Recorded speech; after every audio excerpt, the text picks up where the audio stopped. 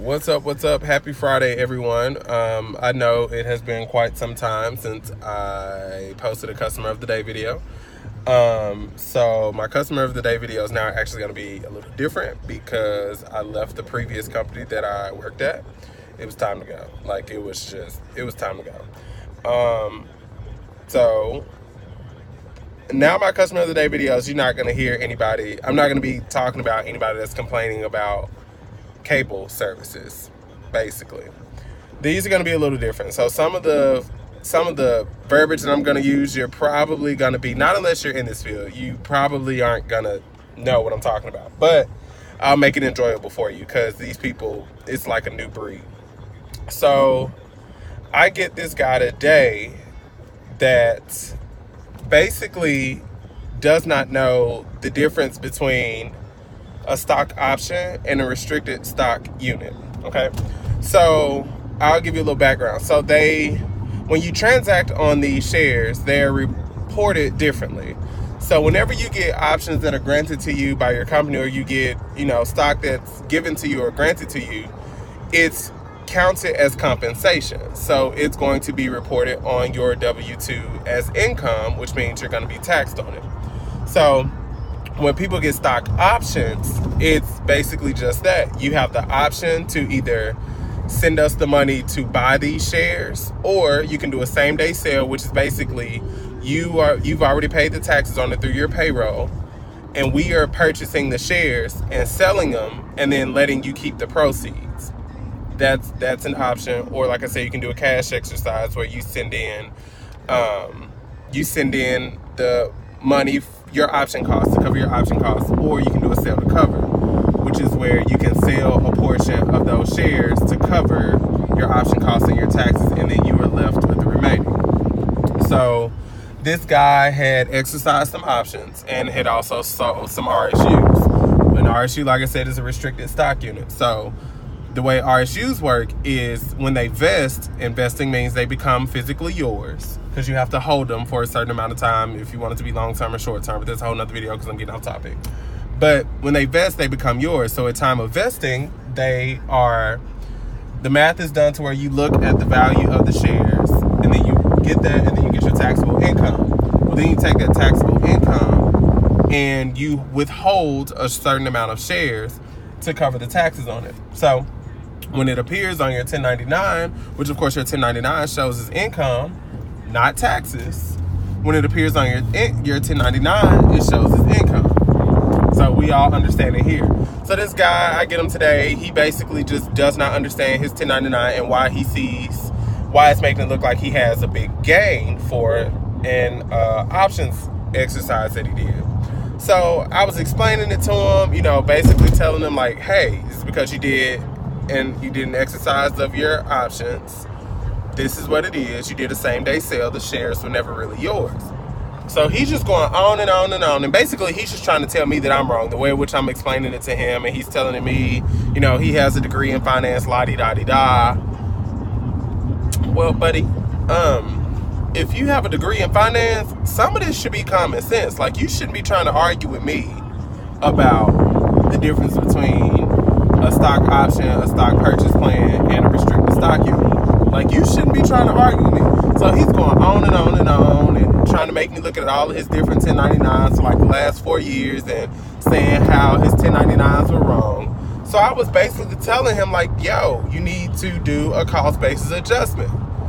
You are not going to get taxed on it twice. The only thing that you end up paying additional taxes on is your capital gain, because you've already paid taxes on your gain of your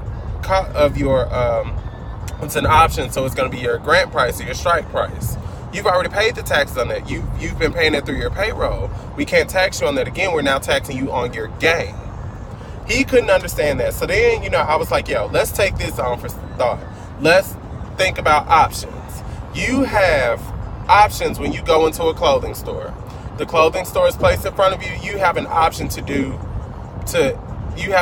pick any piece of clothing or however many articles of clothing you're going to buy.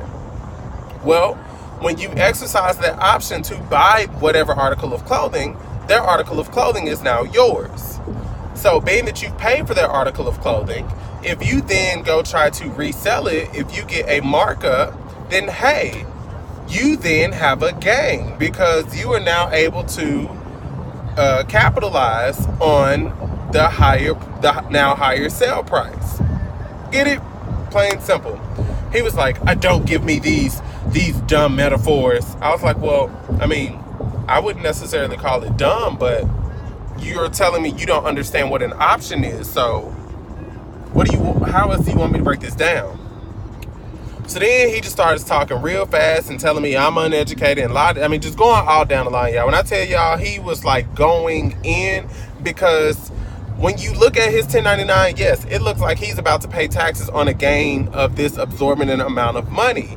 But I told him time and time again, you have to do a cost basis adjustment. Then he tried to sit here and tell me that his CPA didn't know what it was. I was like, well, you know, with all due respect, if your CPA does not understand this and does not know what a cost basis adjustment is, you need to get you another CPA. Like, I'm no tax advisor. I'm just here to manage your stock portfolios and explain everything to you and help you if you want to transact on your shares or whatever you want to do with what's in this current portfolio. But your taxes, I'm no H&R Block. I mean, I get somebody else to do my taxes. I don't even want to do my own taxes. So he's still going in. So the light bulb finally went off when he looked back at his W-2 and did the math to see that he was already taxed on his compensation from his company. Y'all, I said this in my previous videos.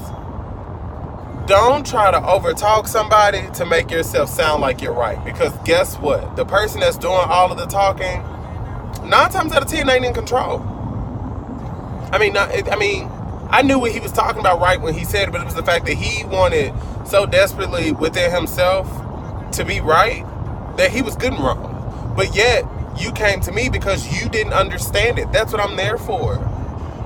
That's what I'm there for, to help you understand these things. Because clearly, you just didn't get it.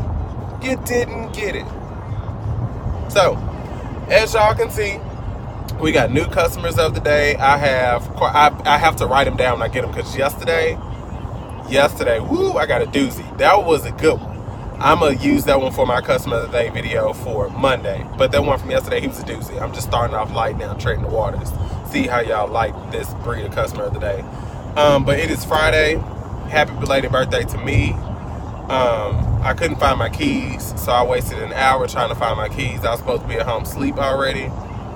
But anyway, y'all have a good weekend. Y'all be safe. It's finally starting to warm up out here because, it's mid-April and Mother Nature, I don't know what she's doing. But y'all have a good weekend. Be safe. Peace and out.